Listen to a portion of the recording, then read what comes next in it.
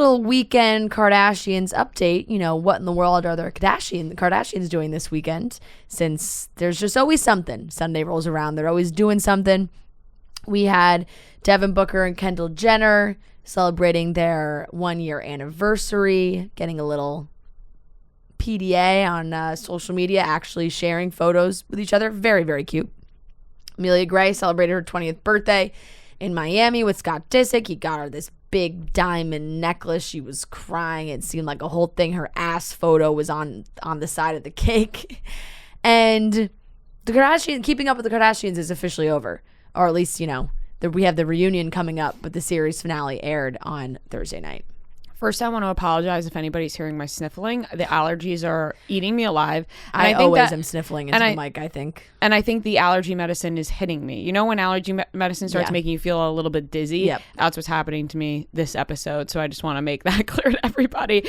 But there was a lot going on. I like to see Kendall Jenner and Devin Booker posting pictures together. It seems like they're really happy together. And I actually know nothing about them. Yeah, I respect that they don't post a lot. And then on the 1 year, it seems like they really appreciate each other. I thought that was cute. Amelia Gray, Scott Disick, I'm tired of talking about them, considering like I just don't give a fuck what those two are up to anymore. You know, go live your life. Yep. I want to hear more about Kourtney and Travis. Sorry. Yeah. But I don't really care what they're doing. I think that they're just having fun in Miami. Good for them.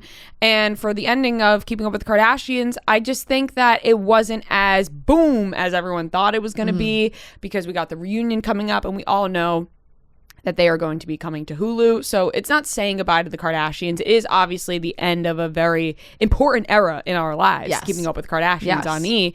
Changed the reality TV game as we know it forever. Right. But it was sad. It was emotional. But we're going to keep seeing them. We know everything about them. We weren't going to talk about them and then said, oh my God, we have to. We got to make one big topic about what they were all doing this weekend, because they're always doing something to talk about. And I think that's always going to be the case. And even if they're not on E! And they don't have Keeping Up with the Kardashians, we're going to hear about them.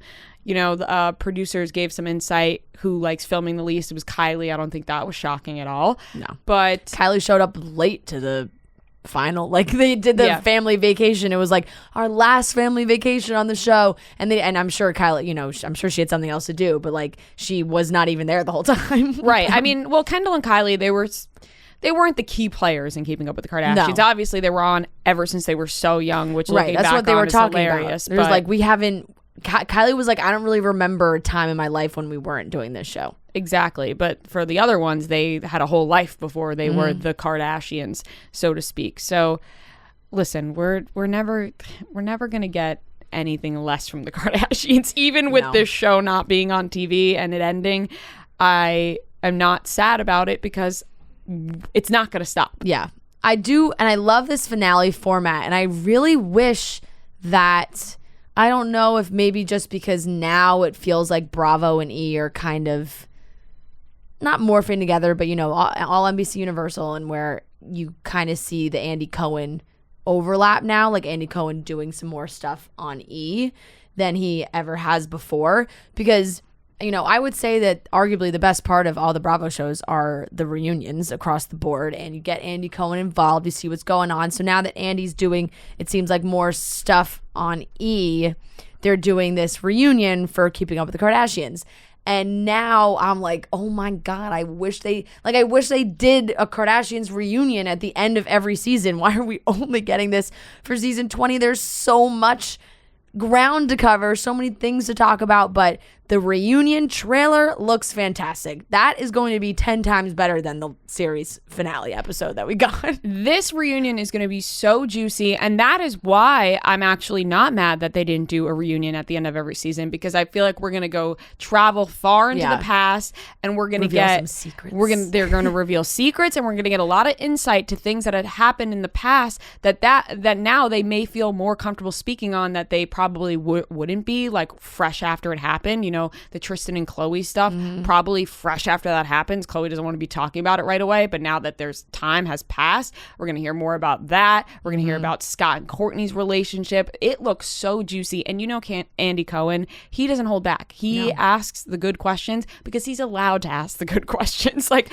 when you put Andy Cohen in the hot seat, or you make him put everyone else in the hot seat, you know that Andy's allowed to ask whatever he wants. Some shit may be cut, but Andy Cohen, he gets to ask the good questions. Absolutely. And he prefaced it too. Like in the preview, you see him in the dressing room with Kim, and Kim's like, my mom's really nervous.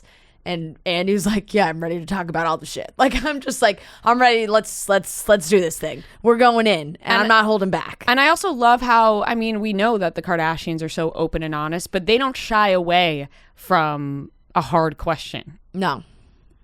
And we've never really seen them in a setting like this, like a reunion type setting where they're just getting like questions thrown at them. The only thing I can think of is Kim doing Letterman on Netflix was the only time where I was like, I really feel like we're digging deeper here. So many of the interviews that they do, I sometimes think are pretty surface level, just because, I mean, because everybody they can. And also everybody knows everything about them anyway. Yeah, so there's nothing really that For shocking. sure. But this, I think we're going to find out some good stuff. I'm excited. Me too.